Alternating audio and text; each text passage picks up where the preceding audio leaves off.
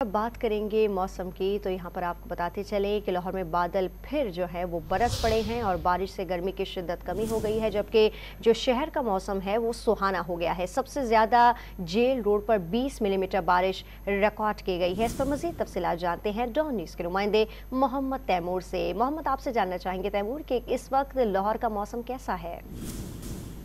जी बिल्कुल, लाहौर में सुबह सवेरे होने वाली बारिश के बाद लाहौर का जो मौसम है वो खासा खुशगवार और सुहाना हो चुका है। लाहौर में गर्मी और हव्स की शिद्दत में वाज़े जो है वो कमी हुई है। महकमा मौसमियात का बताना यह है कि लाहौर में आज 34 डिग्री सेंटीग्रेड जो है वो दर्जा हरारत है वो रहेगा। लाहौर में 18 किलोमीटर फ़ी घंटे की रफ्तार से हवाएं चलेंगी। इस वक्त लाहौर में जो बारिश है वो ख़त्म हो चुकी है, मगर सुबह सवेरे जो बारिश हुई उसके बाद लाहौर में खासा मौसम खुशगवार हो गया। हवाएँ चलने से शहरियों के चेहरे भी जो वो खिल उठे थे।